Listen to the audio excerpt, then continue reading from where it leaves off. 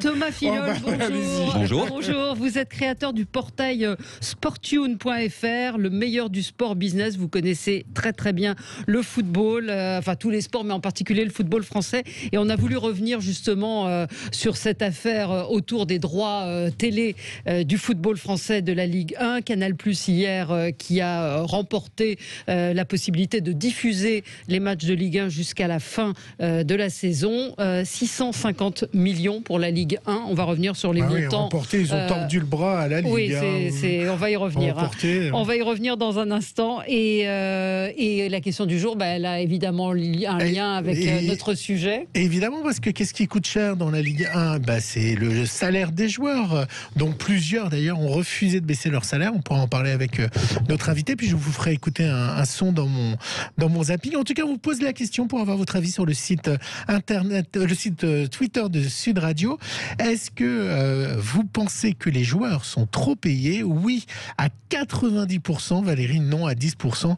Il y a Jackie, un fidèle auditeur, qui nous dit qu'il est vrai que les envolées des salaires des grands joueurs dépassent l'entendement. Eddy nous dit vraiment trop cher. Et Arnaud Boucher nous dit il n'y a pas que. Voilà pour l'instant. Il n'y a pas que, oui, non, il n'y a pas que. Sauf que on va y revenir, les clubs sont en danger parce qu'ils sont financés en très grande partie par ces droits télé. Oui, mais ils iraient à l'étranger. Oui. Si on ne les paye pas assez en France. Donc tout le problème est là. Allez, on va passer au zapping de Gilles. Sud Radio, 10h midi, Média, l'instant zapping. Valérie Thomas, je ne sais pas si vous l'avez entendu ce matin dans la matinale, comme le dirait Tarek, comme l'a dit Tarek ce matin, la télé, pour Jean Castex, c'est un peu open bar. Pour Jean Castex, il vient quand il veut. Il se soucie même pas si le président a parlé en début de semaine. Allez hop, il prend l'antenne. Hier, il est venu nous dire qu'il n'y aura donc pas de confinement. Alors, c'est peut-être pour préserver une certaine liberté, mais c'est aussi économique, comme l'expliquait hier soir François Langlais, sur le coût du confinement sur TF1. Ça coûte très cher. Vous savez qu'il y a eu plusieurs sortes de confinements. Le premier, qui était le plus strict, qui s'est déroulé de mars à mai 2020, a amputé la croissance économique de 3 milliards d'euros par jour ouvrable. Je répète, donc c'est énorme. Le second, qui était moins sévère, il a prélevé sur l'activité 1 milliard d'euros par jour ouvrable. À cela, il faut ajouter les effets sur les finances publiques, parce que l'État, bien sûr, a financé des aides pour les secteurs les plus exposés. Ce sont les restaurants, les commerces qui sont fermés. Ce sont bien évidemment les indemnités de chômage partiel. Au total, en moyenne, un mois de confinement a coûté à l'État 15 milliards d'euros par mois. 15 milliards d'euros par mois et 1 milliard par jour. Ça fait beaucoup un confinement. En tout cas, ça y est, on peut bouger. Alors, on n'est pas confiné. Vive les vacances de février qui démarrent pour la zone A. Et c'est la fête, comme à Madrid. BFM l'a constaté ce matin. Mais écoutez bien la chute. Ce sont des images qu'on pensait relayer au monde d'avant. La fête, la danse collée serrée, les boîtes de nuit. Et pourtant, la scène se passe hier soir à Madrid. Restaurants, bars et boîtes de nuit sont ouverts jusque 21h. Rien d'illégal en théorie, à une nuance près. On n'a pas le droit de danser. Tant que vous restez près de votre table, c'est bon, mais c'est difficile de dire aux gens de rester assis sans bouger. Oui, on voit beaucoup de Français, d'Allemands et d'Anglais aussi. Désormais, à Madrid, les nouvelles contaminations quotidiennes sont 4 fois supérieures à celles de Paris. Et voilà. On ne peut pas tout avoir, la bamboche et pas d'hospitalisation. C'est aussi la fête en banlieue où le trafic de cannabis a explosé, comme l'a raconté le journaliste Frédéric Ploquin. Il était chez Éric Brunet hier matin sur LCI. Aujourd'hui, vous avez 40 tonnes de cannabis qui rentrent sur le territoire français par mois. Ce qui signifie, si vous faites le décompte, il y a quelques saisies effectivement, que les Français roulent chaque jour pour une tonne, 2 ou 3 de shit ou d'herbe en joint tous les jours. Les Français roulent beaucoup. Je veux dire, ça représente physiquement, ça représente beaucoup de choses. Il y a 1 tonne 3 de shit roulé, fumé tous les jours. 1 tonne 3. Ouais. Vous savez, je suis très chiffre aujourd'hui. Je connais l'actualité. Valérie, je sais, vous êtes l'amoureuse des livres. Alors, est-ce que vous avez lu le dernier Lina Situation ? Non. Vous savez pas qui c'est, Léna Situation? C'est celle qui a posté les livres de déco, c'est ça qui coûte moins cher? Non, pas du tout. Léna Situation, c'est une youtubeuse. Elle a un best-seller de 274 000 exemplaires vendus. Et hier, il y avait un reportage dans le 20h de France 2. Les gens qui vendent le plus de livres, ce sont les youtubeurs. Les plus grosses ventes de livres de 2020, Barack Obama, le prix Goncourt et Léna Situation. Son nom ne vous dit rien, mais elle talonne l'ancien président américain avec 200 274 000 exemplaires vendus. Léna Situation, phénomène d'Internet. Plus égale plus. Le positif attire le positif. Elle est âgée de 23 ans et chaque jour, elle partage photos et vidéos à ses 2,8 millions de fans sur les réseaux sociaux. Comme elle, plusieurs stars du web se sont imposées en librairie, humour, cuisine ou encore bande dessinée. Ah là là, vous disiez le dernier Léna Situation. Je vais m'y mettre. Je vais plutôt devenir youtubeuse, je crois, ou créer un site de foot. Voilà. Bon, vous en parlerez à Gérard Collard. Je pense qu'il l'a lu, le dernier Léna Situation. Ça lui ressemble. Voilà. Et pour finir, football, donc, avec la question du jour. Vous allez voir, et gros sous font bon ou mauvais ménage. On va en parler donc avec notre invité. Mais derrière le financement, donc, se cache le financement des clubs et les joueurs. Ça coûte cher. Mister Kumfermink sur BFM donnait les salaires. En moyenne du salaire d'un joueur, c'est 94 000 € par mois. Attention, c'est une moyenne qui est un petit peu biaisée parce que vous avez des joueurs qui sont payés 3 500 €, c'est le minimum, et puis des joueurs qui sont payés plus d'1 million d'euros, mais ils sont quand même une minorité. Hein. Le salaire le plus élevé, c'est celui de Neymar, il est estimé à 3 millions d'euros par mois. Cela dit, le salaire médian, il est de 34 000 € par mois. Oui, effectivement, c'est ce qui. Enfin, peut-être un mot là-dessus sur ces chiffres. Non, mais c'est vrai qu'il y a des écarts effectivement très importants entre justement les plus riches et la masse des footballeurs qui évoluent dans des clubs plus modestes et qui sont même loin de ce salaire de 94 000 € par mois. On est effectivement pour une majorité plus près de la médiane.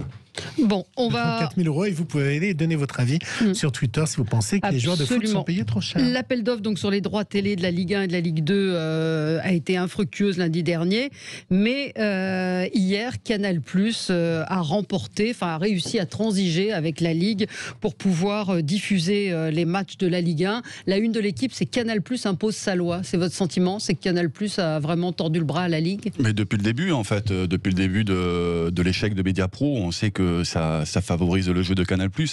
On avait déjà un problème de concurrence avant. Il y a eu cette arrivée de Téléfoot qui était supposé être un bol d'air, et puis finalement on a vu que c'était compliqué pour une nouvelle chaîne de s'imposer dans un paysage déjà bien installé.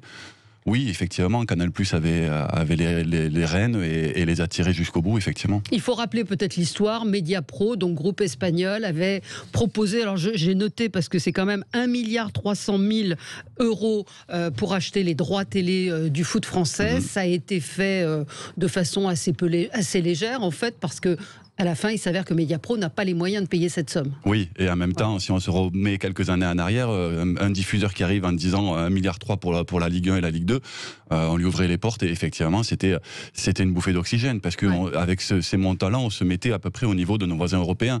Et c'est sûr que, du coup, il y a eu des choses, effectivement, on ne va pas y revenir, mais il y a eu des choses qui ont été faites de manière légère. Aujourd'hui, on s'en rend compte, mais à l'époque, on sortait le champagne. Mais on reproche aussi à la Ligue de ne pas avoir vérifié la solvabilité, et surtout qu'ils n'ont pas eu de montant dès le départ. Il n'y a eu rien de versé. Il n'y a pas eu de versement. Et puis on ne peut pas dire qu'ils n'avaient pas été prévenus. C'est-à-dire que depuis le début, il y a de nombreuses voix qui s'élèvent en disant attention, on n'est pas sûr. La chaîne, elle s'est quand même créée quelques semaines, si ce n'est une semaine ou deux, avant le début du championnat. Il y a eu pas mal d'indices qui faisaient dire que quand même, ce projet, on ne savait pas trop où est-ce qu'il allait. Alors, on avait un actionnaire qui se voulait rassurant dans toutes ces sorties médiatiques, mais petit à petit, plus ça avançait et plus on se demandait vers quoi on allait. Et finalement, ça a périclité encore plus vite qu'on aurait pu le supposer. Mais effectivement, c'est une faillite quasiment de bout en bout. C'est une faillite totale. Donc aujourd'hui, c'est Canal+. Alors Vincent Duluc, dans l'équipe, dit le prix est revenu à celui d'il y a 10 ans.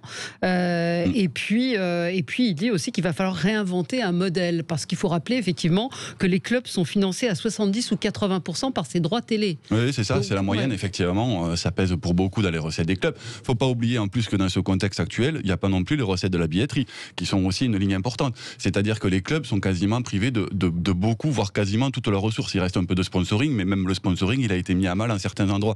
Donc effectivement, il va falloir se réinventer. Alors certains l'ont pensé en se mettant sur le marché des transferts, sur des choses comme ça. C'est peut-être pas la solution la plus parfaite, mais effectivement, aujourd'hui, il y a une nécessité de repenser un peu le business de football. Mais pour parler gros sous, est-ce que Canal+ paye le bon prix? Parce qu'en fait, c'est Canal+ là qui a fixé le prix. C'est-à-dire que avant c'était plutôt des gens qui proposaient des tarifs. Et parce qu'effectivement, pardon de vous interrompre, c'est effectivement par rapport à l'appel d'offres. Il y a eu un appel d'offres qui a été refusé. Canal+ n'avait pas fait de proposition, donc on peut imaginer qu'ils avaient un petit peu anticipé ce qui allait se passer. La Ligue a estimé que le montant n'était pas suffisant. Donc après, comment ça se passe? C'est-à-dire que Canal+ revient à la charge, la Ligue. Il y a eu beaucoup d'imbroglio derrière tout ça. Il y a eu des plaintes les uns les autres. Donc il y avait aussi un devoir de réserve parfois de pas pouvoir agir. Et puis Canal+ a tout simplement attendu le bon moment. Il y a eu cet appel d'offres dans lequel elle s'est pas présentée qui restait infructueux. À un moment donné, il y avait quand même une nécessité vraiment à sauver le foot français et l'appel a été entendu. C'est-à-dire que Canal n'a pas non plus intérêt à voir le foot français complètement partir en vrille. Donc il y a eu un arrangement effectivement. Parce que là, donc le prix qu'ils ont payé, qu'est-ce que vous en pensez? Comme disait Valérie, on revient 10 ans après, ils l'ont sous-payé? Ah ben, ils l'ont sous-payé. C'est le prix que vaut peut-être la Ligue 1. Oui, c'est ça, c'est le prix qu'elle vaut aujourd'hui. Exactement. Donc ils vont payer combien? 600 millions à peu près, c'est 650 millions je crois. Mais c'est ça en fait, c'était il y a 10 ans. Sauf que, alors si le tout, c'est pas, parce que ça parle peut-être pas, c'est que nos voisins européens sont au milliard au-dessus, ou sinon pas loin. Je crois que la Serie A, ils sont à 970 millions d'euros. Donc c'est ça en fait qu'il faut voir, c'est le comparer par rapport aux autres. Effectivement, c'est peu par rapport aux conditions mirobolantes qu'on nous promettait, et en même temps, c'est énorme, c'est une bouffée d'oxygène pour les clubs. Alors elle est à court terme, elle est que jusqu'à la fin de la saison, mais sans ça, les clubs, des clubs en tout cas, n'auraient pas survécu. Et on n'est même pas sûr que même avec ça, des clubs vont survivre. C'est ça le truc en fait, c'est que c'était vraiment aujourd'hui une nécessité. Donc encore une fois, Canal a imposé ses règles, a été scrupuleux effectivement de pas mettre le foot français en branle, mais ils avaient quand même les clés derrière tout ça. Ils avaient les clés derrière tout ça. On a effectivement, c'est quand même une histoire de gros sous. Vous disiez quand même qu'à l'étranger, c'était le prix était celui droits qui était domestiques, proche. Effectivement, c'est au milliard, plus ou moins. En Angleterre, ça dépasse le milliard. Et qui est-ce qui paye? Ce sont des chaînes Ce sont privées, des chaînes, oui, il y a un peu de tout. Il y a des chaînes privées, il y a des nouveaux opérateurs de streaming qui arrivent, il y a les DAZN, alors il y a un peu de Amazon, tout ça que nous, on n'a pas encore, qui versent un peu quelques droits. Et puis nous, on a une difficulté aussi à vendre nos droits à l'étranger. Parce que ça rapporte même pas une centaine de millions d'euros, là où effectivement nos voisins, les Anglais notamment, vendent leurs droits à l'étranger des sommes mirobolantes. Donc du coup, l'un avec l'autre, effectivement, le retard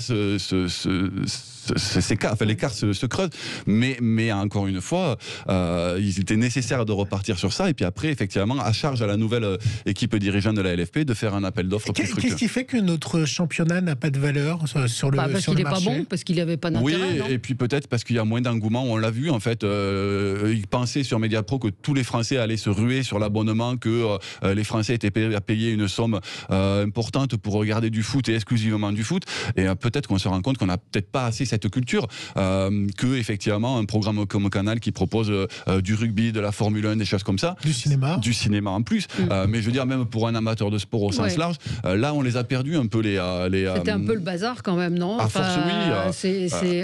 On avait du foot sur de la Ligue 1 sur Mediapro, de la Ligue 2 sur beIN, de la Ligue des Champions sur RMC, une affiche de temps en temps sur Canal. Si on prend tout, le consommateur, c'est insupportable. Donc ça aussi c'était mauvais, ça donnait une mauvaise visibilité au foot français, et de ce point de vue, de savoir que ça revient effectivement dans un giron familier, ça peut être que bon pour le foot. Exactement. Qu'est-ce qui va se passer avec la chaîne Téléfoot? Elle va disparaître. Hier soir, il y a eu un communiqué, effectivement. Et du côté des salariés, ça y est, ils s'attendent effectivement à la fin.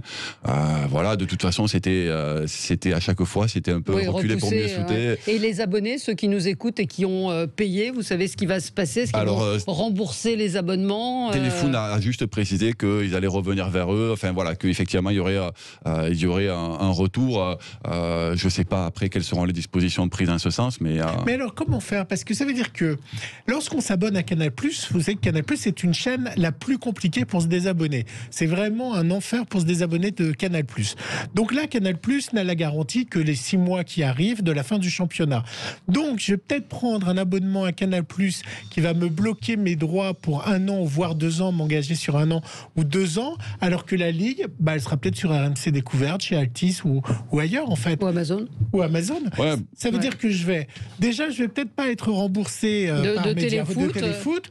Je vais prendre un abonnement sur Canal, mais que pour 4 ou 6 mois de foot, sans savoir où va être la Ligue. Il y a un moment, je trouve que la Ligue et les chaînes de télévision se foutent vraiment du consommateur. Non, mais ça, c'est une question qui se posait avant. C'est-à-dire qu'aujourd'hui, encore une fois, on est dans une telle urgence et c'est en plus, quelque part, c'est rassurant de revenir vers un acteur qui connaît le foot, qui a une habitude, où justement le public a ses habitudes. Oui, effectivement, on en a marre de se faire balader. Maintenant, est-ce que c'était pas la meilleure solution justement sur le moment de revenir à Canal si après, effectivement, pour plus tard, on verra. Mais c'est sûr qu'il y a un ras-le-bol du public de justement de partir à droite. De se balader d'un endroit à l'autre. Donc et puis on apprend de reprendre des abonnements pour tout, parce que si on rajoute après les Netflix, si on rajoute les Deezer, les machins, enfin je veux dire, mais voilà, c'est infernal, c'est infernal. Donc effectivement, il faut Canal, c'est encore une fois, c'est quelque chose de bien établi, qu'on connaît. Voilà. Alors après leur formule d'abonnement, ça c'est autre chose. Effectivement, ne pas pouvoir s'abonner, mais ça n'empêche que si on a tout le foot sur Canal, parce que l'an prochain, en plus, ils auront la Ligue des Champions, c'est quand même plus rassurant pour quelqu'un de se dire bon, là, je m'abonne à Canal et j'ai tout. Pourquoi le service public ne fait rien? Ils n'ont pas les moyens. C'est ça. Et puis après, il faut les produire. Il faut c'est ça. C'est qu'il y a tout cet aspect-là. Moi, en préparant, parce que je ne suis pas une grande spécialiste du foot, mais c'est vrai qu'il y a aussi toute la logistique derrière que Canal a déjà. Sur des matchs de Ligue 1, de Ligue 2, il faut aller les couvrir, il faut aller sortir les équipes. Il faut avoir l'équipe rédactionnelle et tout. Donc, il y a un auditeur qui nous dit bonjour, bonne nouvelle, le retour du foot sur Canal, mais attention, que va devenir le top 14 et la Prof 2 sur Canal, notamment les diffusions du dimanche. Attention à ne pas écarter le rugby qui a servi de bouche-trou. Alors c'est ce qui arrive je vais vous laisser la parole, mais c'est ce qui arrive dès dimanche. Dimanche était prévu un match de rugby en prime time à 21h. Ils vont diffuser le match de l'OM contre le PSG, le Classico, et donc ils ont demandé à la Ligue de rugby de pouvoir décaler les deux matchs qui devaient être diffusés. Donc il y a un match qui va être diffusé dimanche à 14h et un autre à 16h. Il se retrouve à être diffusé l'après-midi, alors qu'en effet, ils faisaient les prime time de Canal+. Donc notre auditeur, et puis vous savez que Sud Radio est la chaîne du rugby. Oui, vous pouvez toujours suivre sur Sud Radio. On a d'ailleurs des félicitations d'un auditeur. Dans tous les cas, Week-end Sport Sud Radio, parfait, ils sont pros. Et donc les matchs ont été décalés pour Thomas Fileux. Et effectivement, il y a donc la Ligue de rugby a justement lancé son appel d'offres pour la prochaine répartition des droits. Maintenant, que ce soit du côté du rugby comme du côté de Canal, on se dit bons amis, on jure qu'on est très copains et qu'on fera toutes les ententes les uns vers les autres. Ce que j'aurais tendance à croire, parce que Canal a justement été a émis quelques réserves justement sur le comportement des dirigeants du foot français à leur égard, alors non pas les nouveaux, mais en tout cas l'ancienne équipe dirigeante, et je pense qu'ils ont tout intérêt effectivement à rester bien avec le rugby, qui en plus aujourd'hui ils sont la chaîne établie du rugby. Donc après quels arrangements ils vont trouver, j'en sais rien, mais je pense qu'ils vont quand même essayer d'alterner un petit peu les susceptibilités, et peut-être pas de remettre effectivement une affiche tous les dimanches soirs, mais au moins de temps en temps de valoriser un peu le rugby sur Canal. Moi je suis assez surpris qu'il n'y ait pas de la part de la Ligue des procès ou des choses envers Mediapro. On a l'impression que Mediapro a fait un coup à l'envers et les amener en bateau la Ligue, mais la Ligue n'annonce pas de procès. La Ligue... si, la Ligue, ils ont fait leur conciliation. Enfin, ils ont mené. Oui, ils ont fait une conciliation. Oui, mais bon, je veux dire, ils ont tout fait pour se sortir. Il y a un moment donné où, quand on se rend compte que en fait, mais ils s'en sortent bien, Mediapro, le coup est foireux financièrement.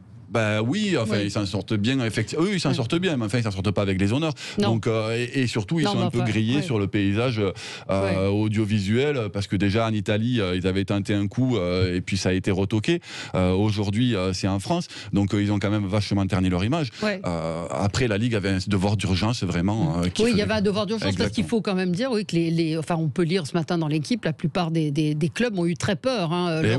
Lorient en particulier. Il faut savoir que déjà ils sortent de 2020 passablement cabossés, ils n'ont pas eu la fin puisque le championnat est arrêté, ils n'ont pas eu la dernière répartition. Depuis plus d'un an maintenant, on ne joue qu'à huis clos. Tout ça, c'est des recettes qui s'envolent. Parce que pendant ce temps, les charges ne faiblissent pas. Les joueurs, il faut les payer, parce que les charges, c'est essentiellement les salaires des joueurs. Les joueurs, il faut les payer. Alors parfois, il y a des consensus, parfois pas. Mais du coup, on paye beaucoup de charges, et à côté de ça, on n'a plus de recettes. L'an dernier, les bilans n'ont pas encore été officiellement publiés, mais on sait déjà que des PSG, des PSG, des OM, ils ont des centaines, voire peut-être plus de millions d'euros de déficit. Alors quand on est le PSG et qu'on a tout un pays derrière soi comme actionnaire, ça peut passer. Quand on est un club plus modeste et qu'on repose effectivement sur les deniers qu'on génère, ça devient plus compliqué. On peut trouver aussi que la ministre des Sports a été assez absente dans tout ça. Oui, mais parce que le gouvernement gouvernement n'a pas voulu trop, justement, a voulu essayer de rester un peu distinct vis-à-vis de tout ça, parce que c'est compliqué dans ce contexte, en plus, de dire on va aider le foot alors que on a des restaurants, on a des salles de sport, on a enfin. Donc du coup, je pense qu'il y avait une volonté de réserve de la part du gouvernement, même si en coulisses ils ont quand même été présents, mais effectivement de manière publique, c'était peut-être pas le sujet sur lequel aller. Ouais. Est-ce que Canal peut lancer une nouvelle chaîne? On sait qu'ils ont une certaine souplesse pour lancer des chaînes temporaires. Ils ont les moyens, ils peuvent le faire. Ils ont les moyens techniques, ils ont les moyens, donc pourquoi pas. De toute façon, encore une fois, là aujourd'hui, ils sortent renforcés, parce que l'air de rien, ils ont le foot, ils ont le rugby, ils ont la Formule 1, enfin ils ont tous les sports premium.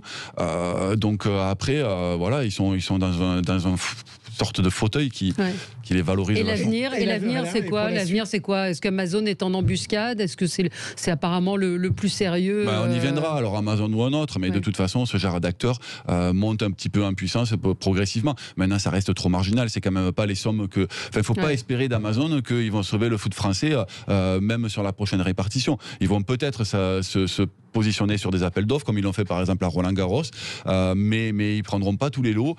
Donc l'avenir à court terme, il est quand même pour Canal+. Après, est-ce qu'il y aura d'ici la saison prochaine un nouveau diffuseur? Est-ce qu'il y aura un nouvel acteur qui va arriver? Oui, on verra. Et est-ce que ça va se réinventer, dit Vincent Duluc dans son édito de l'Équipe? Est-ce que ça veut dire que les clubs de foot vont aussi peut-être imaginer une autre manière? Vous parlez de sport business. Est-ce que ça va être une nouvelle ère où on est engagé sur des dépenses et des salaires de joueurs de fonctionnement qui sont pas... on ne reviendra pas en arrière.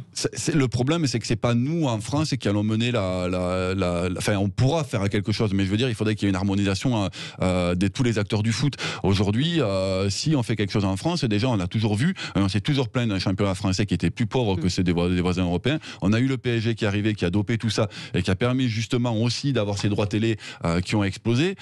Donc on s'est dit, super, on a une locomotive, on voit que finalement ça fonctionne pas. Pour que vraiment ça fonctionne, il faudrait qu'il y ait une volonté commune de la FIFA, par exemple, d'instaurer des salary cap, de réduire le marché des transferts, des choses comme ça. Mais sauf que c'est pas... Voilà, alors... Il y a une question, qui sont les hommes qui ont mis le foot dans cette panade? C'est une question qu'on me pose. Après, c'est difficile de pointer du doigt. Il y a forcément l'ancienne équipe dirigeante de la Ligue. Didier Quillot, on rappelle qu'il a pris 1,5 million d'euros. Il dit 500 000 euros, mais il dit qu'il va les rendre. Il ne les a pas encore rendus pour l'instant. Alors, je ne sais pas effectivement, mais en tout cas, il a dit qu'il allait les rendre. Effectivement, ça fait partie de ceux... Qui sont ceux, effectivement, qui les a mis dans la panade? Ce sont ceux qui ont accepté le transfert, qui ont accepté le... Après, la faute, elle revient aussi, il ne faut pas l'oublier, au président des clubs de foot, parce qu'ils étaient bien contents. Il y a un moment où certains, peut-être, ont dit que c'était dangereux, mais la plupart, ils se sont félicités et ils se sont serrés la main, et puis voilà. Ils n'ont pas voulu voir... Et ils se sont dit, trop belle affaire, donc eux aussi sont coupables. Voilà, après, aujourd'hui, ils en payent un peu le prix. Allez, merci beaucoup Thomas Filol d'être venu chez nous, créateur... On va pas le laisser partir comme ça. Non, mais je rappelle qu'il est créateur du portail Sportune. Sportune, moi je dis Tune, mais c'est Sportune parce que c'est le meilleur du sport business. Sportune.fr, très bien fait et très intéressant. Je vous encourage à aller voir. Alors la réponse? Non, avant, je ne laisse pas partir Thomas sans un pronostic et je vous poserai la question, Valérie, sur OM PSG. Je vous écoute. Alors moi je suis plutôt à tendance marseillaise, donc ça s'entend dans votre voix. Ouais, donc mais bon, je suis aussi réaliste. Allez, on va dire un petit nul, un match, un partout. Un partout. Allez, un partout. Allez. Moi je dis 2 pour l'OM. Allez, c'est fini. La question du jour. Majoritairement, oui, les joueurs de foot sont trop payés. Voilà. Merci à vous.